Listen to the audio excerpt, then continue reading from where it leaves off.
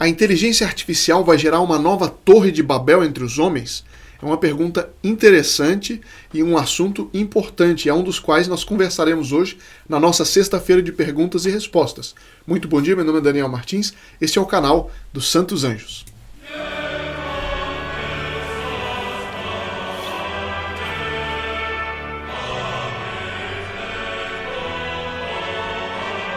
Conhecer o mundo maravilhoso dos santos anjos, do céu, a doutrina católica, que é a doutrina de nosso Senhor Jesus Cristo, é imprescindível para contrarrestar a influência crescente do demônio nos dias de hoje, e essa é a nossa finalidade, nossas conversas de segunda a sexta-feira. Eu tenho recebido muitos comentários, perguntas interessantes, inclusive mensagens de encorajamento e relato de graças recebidas através deste apostolado.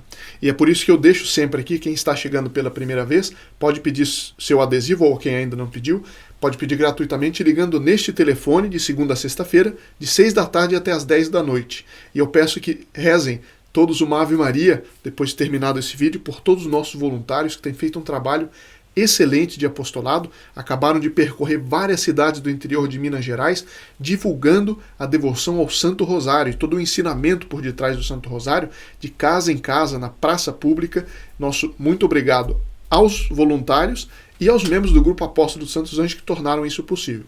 A segunda coisa é que as suas intenções foram entregues no dia 27 de julho, no Monte de São Miguel, no norte da França. Quem ainda não viu as cenas, eu coloquei, creio que nessa segunda-feira eu publiquei um vídeo com as cenas da entrega, não é? Suas intenções foram condensadas assim, para serem impressas num caderno e entregues ali no santuário para um monge da abadia que tem ali, né, no Monte São Michel.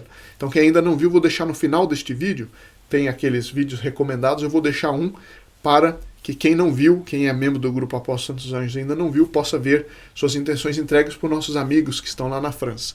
Bom, e eu começo por um esclarecimento muito importante e até consolador que me enviou o Sr. Manuel. Ele fez um grande favor de me enviar uma correção, e é uma correção, como vocês vão ver, que ajuda, é consoladora, uma coisa que eu não sabia e que eu deixo aqui uma informação nova a respeito do escapulário. Ele diz o seguinte, que ele viu um frade carmelita explicando esse assunto, eu não estou aqui em frente com o nome, mas enfim, um frade carmelita que explica o seguinte. Antes de 1964, era necessário que a imposição do escapulário fosse feita por um sacerdote delegado pela Ordem dos Carmelitas. E é o que eu tinha dito. Ou por um sacerdote não carmelita que tivesse a devida aprovação eclesiástica. Mas desde esse ano, e é isso que eu não sabia, e eu conversei com várias pessoas, pouca gente sabia, que teve um ritual do escapulário aprovado pela Congregação para o Culto Divino no Vaticano e que informa que, aspas, tem a faculdade de benzer o escapulário os sacerdotes e os diáconos, independente mesmo de terem autorização do Monte Carmelo. Além disso, outras pessoas autorizadas podem também fazer sua imposição. Então ele dá um caso aqui, por exemplo, dos soldados em campo de batalha, que se não dispuserem da presença do sacerdote, podem realizar eles mesmos a imposição do escapulário. Então é bom, várias pessoas me perguntaram isso, e eu deixo aqui esse esclarecimento enviado pelo Sr. Manuel. E eu peço, aproveito e pedir para o próprio Sr. Manuel, para quem tiver, eu pesquisei e não encontrei o documento original dessa permissão. Se alguém conhecer, puder me fazer o favor de enviar, eu com muita alegria digo aqui exatamente qual é o documento, mas não achei. Mas fica aqui esse esclarecimento para aqueles que estavam me perguntando, né? Bom, o Sr. Ricardo diz o seguinte: muito obrigado por levar minhas intenções ao Santo Arcanjo Miguel. É isso mesmo, e no próximo mês nós levaremos no Monte de São Miguel, o principal santuário de São Miguel, que é no Monte Gargano, perto ali do Padre Pio, inclusive. Dona Maria das Graças diz o seguinte: o canal dos Santos Anjos tem feito um apostolado muito importante, fiel aos ensinamentos da Santa Igreja Católica. Isso é o que nós queremos fazer, queremos dar a vida para sermos fiéis aos ensinamentos da Santa Igreja. Não é um ensinamento de qualquer sacerdote, qualquer padre. Não, porque a igreja ela é muito clara, a igreja é uma instituição visível, tem uma hierarquia e ela tem um magistério. E a igreja não é feita para inventar novas verdades, ela é feita para defender o depósito da verdade revelada e explicá-la. Portanto, se mesmo um sacerdote, um bispo, ou até mesmo um papa que ensinasse o contrário daquilo que foi sempre ensinado pela doutrina católica, ele estaria pecando contra a própria igreja. Porque ninguém tem autoridade para inventar uma nova verdade, tirar uma nova verdade da cartola.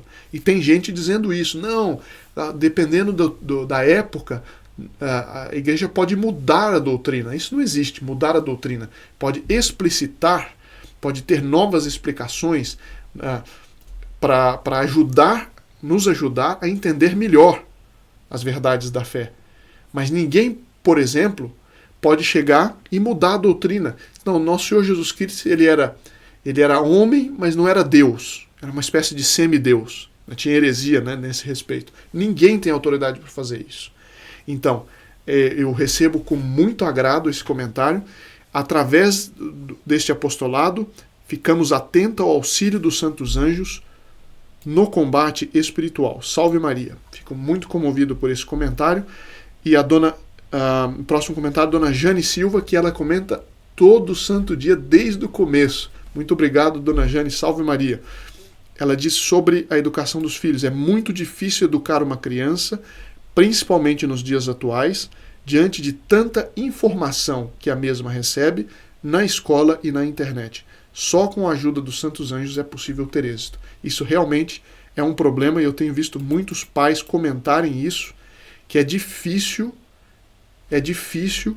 educar bem os filhos, porque eles saem de casa, vão para a escola, voltam com ideias todas mudadas. Mas agora é ainda pior, porque às vezes dentro de casa, no computador que está ali dentro de casa, ela aprende coisas que são o contrário, muitas vezes, do que os próprios pais ensinam. Então, a tarefa de educar as crianças se multiplicou, a dificuldade se multiplicou por 1000, A dona Regina Maria também diz: há pouco tempo tenho acompanhado o canal, mas já estou sentindo uma aproximação maior com meu anjo da guarda, que irá se estreitar ainda mais. A gente vê que esse apostolado vai inspirando cada vez mais pessoas a terem uma união maior com o anjo da guarda. E com isso vão afastando a influência do demônio no seu dia a dia. Ela diz que na sexta-feira recebi o cordão Comendária Milagrosa, o certificado e tudo mais, por ter me inscrito como membro do canal dos Santos Anjos.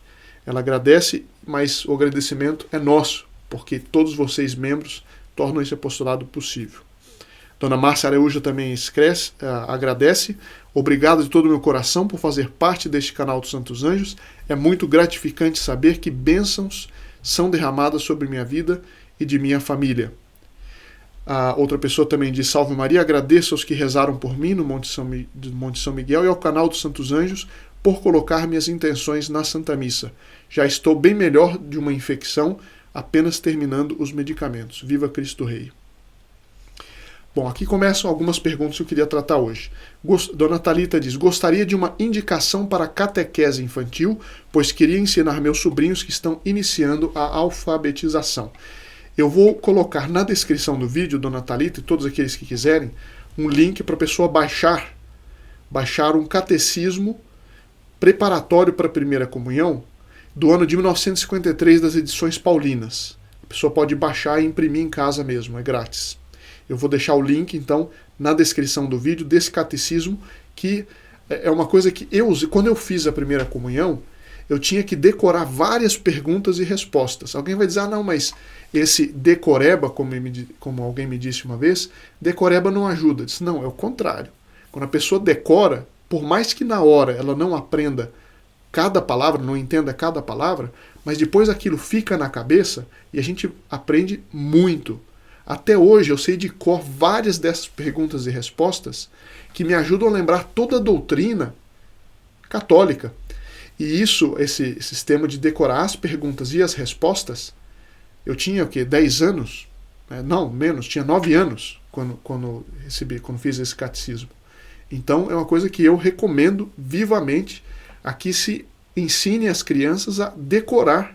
Se explica, evidentemente, é preciso explicar com uma linguagem infantil, mas decorar as perguntas e respostas, as principais, né? Então estou deixando aqui para que possam baixar aqueles que quiserem seguir esse sistema, que eu recomendo muito. E várias pessoas que eu vi se preparando muito bem, que entendem bem o catecismo, começaram por decorar também essas perguntas. Bom, agora alguns comentários que vai dar no assunto da inteligência artificial, que eu achei bem interessante, alguns comentários e perguntas. Galvani Torres: sempre que os homens procuram coisas ilícitas, vem o castigo. Por exemplo, a fertilização in vitro, veja o caso do famoso médico que abusou das mulheres. Fora os casos de alteração do material genético do pai pelo próprio médico, acontecimentos no Canadá, Estados Unidos e Europa, possivelmente também no Brasil. O pecado sempre leva a mais pecado. Bom, eu não estou ciente de todas essas que o senhor menciona aqui, mas o fato é que, um fato inegável, é que muitos cientistas, não todos, mas muitos cientistas procuram brincar de Deus. E isso daí vai gerando problemas cada vez mais complicados, cada vez mais complexos, problemas éticos e morais cada vez mais complexos. Por quê? Porque essa tecnologia está, na maior parte dos casos, em mãos de pessoas e instituições que não têm fé. Então, elas vão pegar coisas naturais que acabam dando num grande problema. Como nós vamos ver, é também um dos riscos dessa tal inteligência artificial. A dona Marilene diz: Daniel, vi falando que estão querendo santificar Dom Helder. Já existe algum milagre atribuído a ele? É sabido que ele era apoiador das ideologias de gênero? Pode ser santo quem até é dessa maneira? Então, dona Marilene, é o seguinte: esse assunto todo de algumas das novas canonizações tem dado muito debate no meio teológico, né, e muita gente levanta a pergunta se essas canonizações são válidas ou não. Uma coisa é certa: a Igreja Católica, enquanto igreja, enquanto instituição, certo?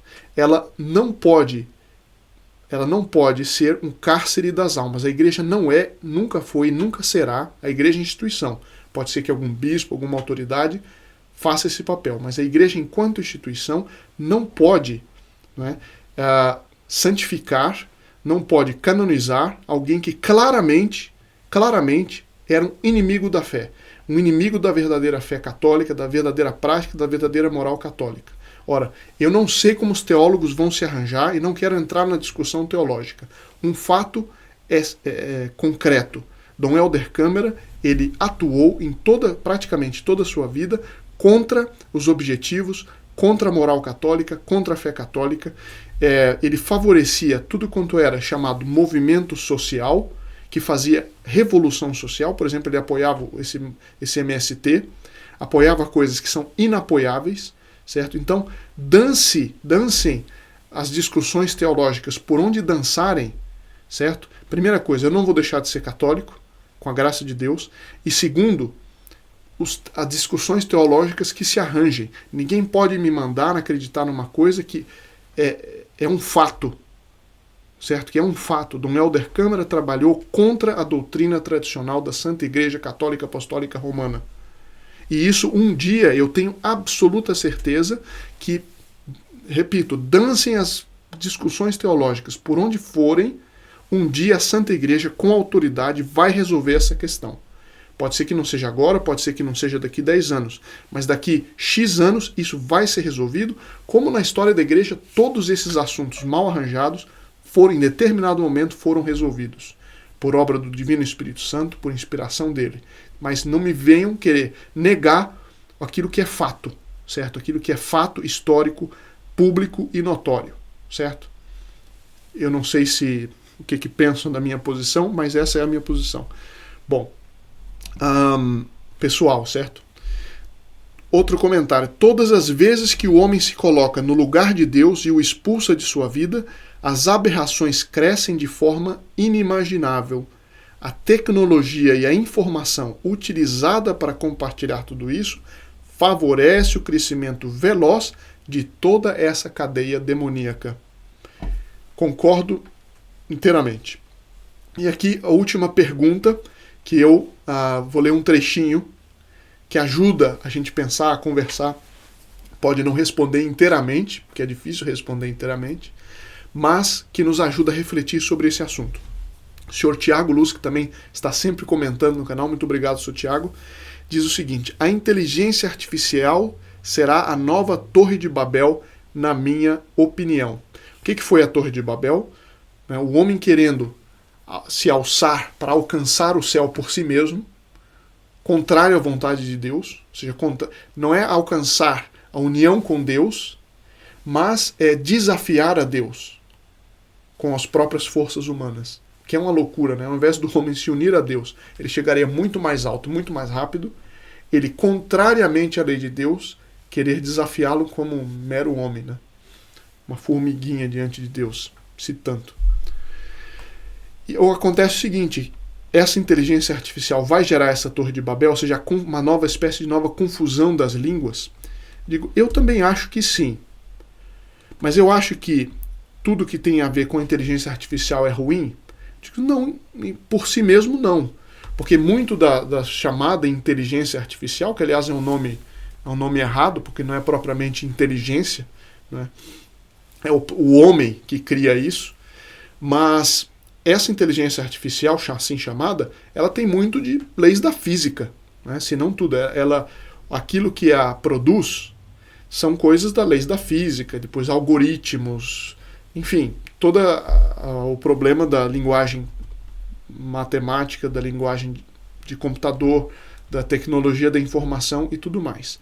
Mas, e aqui é o grande problema, ela está posta nas mãos de homens, de instituições e de uma sociedade que não tem a virtude necessária para controlar suas próprias invenções. O exemplo típico é a bomba atômica. A bomba atômica também era feita com coisas ligadas a leis da física, coisas naturais, mas que, colocadas em mão de gente sem virtude, só dá em catástrofe. E a respeito disso, eu tenho um texto aqui, muito interessante, do professor Plínio Corrêa de Oliveira, que já no início da década de 80, ele alertava para uma espécie de dilúvio, mas não um dilúvio de água, mas um dilúvio energético. Ele explica o seguinte: ele diz que o trabalho humano, a história do trabalho humano, compreende uma fase na qual o homem preparou os instrumentos para que ele, com sua própria energia, pudesse acionar. Então existem instrumentos, por exemplo, uma faca, uma enxada, enfim, várias outras coisas que multiplicam ou facilitam a própria força do homem. Existe uma segunda categoria que é, segundo ele, na qual nos encontramos, que começou com o aproveitamento pelo homem de energias que não são humanas, mas que ele sujeita a si mesmo. Por exemplo, o motor à explosão, né? Por exemplo, a eletricidade. Então são coisas que não são próprias do homem, mas que ele estuda e que ele põe a seu próprio serviço. Acontece que nós estamos chegando a um momento em que o homem está pegando outros tipos de energia, como se poderia chamar a energia cibernética, se quiser dizer assim, toda a tecnologia da informação, todo o problema de internet, redes sociais, rede de computadores, em que um progresso traz logo depois uma catarata de outros progressos sempre maiores, até se atingir a situação em que nós estamos agora. Bom, então ele diz aqui o texto dele de 1980. Assim, por exemplo, a tendência de implantar chips nos homens, chips de computador, né? Por questão de saúde que seja, é, ao lado disso, uma tentativa embrionária para manipular as energias mentais mediante a transpsicologia ou qualquer nome que se dê. Então, existem muitos esforços para captar as energias mentais e as pessoas serem capazes de reproduzir a inteligência humana em robôs. E vice-versa, robotizar a cabeça do homem. Por enquanto, com essas tecnologias de Google Glass e coisas na linha, ou chips implantados, enfim, uma série de coisas que de si são naturais, mas, e aqui vai começar o problema, Assim, a cibernética e a transpsicologia se estabelecem, mas já então a transpsicologia num grau completamente diferente. São energias de caráter, por assim dizer, espiritual ou mental, de qualidade muito superior ao raio laser, sendo impossível prever a que pontos poderiam atingir tais energias e que alterações poderiam produzir na vida humana. Então, a inteligência artificial começa a entrar num campo muito complexo, muito mais poderoso do que invenções tipo raio laser, o motor, ou seja lá o que for. São realizações inimagináveis que despontam no nosso horizonte. Ele diz assim: Deus, ao que parece, permitiu que o homem fosse puxando para fora aquilo que poderíamos chamar, entre aspas, as chaves que governam o universo, e que até pouco tempo atrás, até 1 ou 2 séculos, eram conhecidas só pelos anjos, e agora participam do conhecimento humano. Isso é um lado da questão.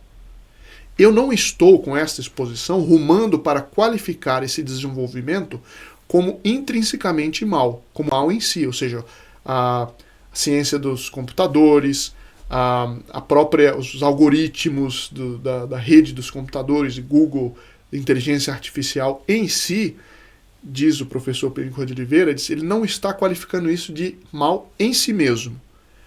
Eu estou, sim, caminhando para dizer que ou o homem é guiado por uma sabedoria, no sentido católico da palavra, cada vez maior, para que o nível de sua fé, de suas intenções e de sua virtude seja ainda maior do que as energias que ele vai mobilizando. E aqui é interessante. Alguns testes em laboratório são essenciais para o desenvolvimento da medicina. Mas se a pessoa não tiver sabedoria, ela começa a explorar campos, como, por exemplo, desenvolvimento de células-tronco embrionárias, que vão mexer com a vida humana. E aí o homem começa a brincar de Deus, começa a ter poder sobre a vida e a morte. E aí a gente vê que é a falta de virtude que vai gerar o problema da tecnologia. Então eu repito, ou o homem é guiado por uma sabedoria, no sentido católico da palavra, cada vez maior, para que o nível de sua fé, de suas intenções, de sua virtude, seja ainda maior do que as energias que ele vai mobilizando, ou, se isto não ocorrer, ele caminha para o desastre. E será um desastre tanto maior, quanto maior for o desnível entre o fator religioso-moral, de um lado, e o fator energético do outro. Eu achei isso muito esclarecedor. Porque se as energias que o homem mobiliza são maiores do que as suas energias morais, ou seja, a sua virtude, seu grau de união com Deus, ou ele necessariamente caminha para um desastre e para a escravização das próprias energias que ele criou ou que ele desatou. É o caso das bombas atômicas, é o caso e será certamente o caso dessa inteligência artificial que está em mãos de uma sociedade sem Deus. Esse aqui, eu achei muito interessante essa reflexão, não sei o que vocês acham, que vocês comentam, e aí nos vemos na semana que vem, se Deus quiser.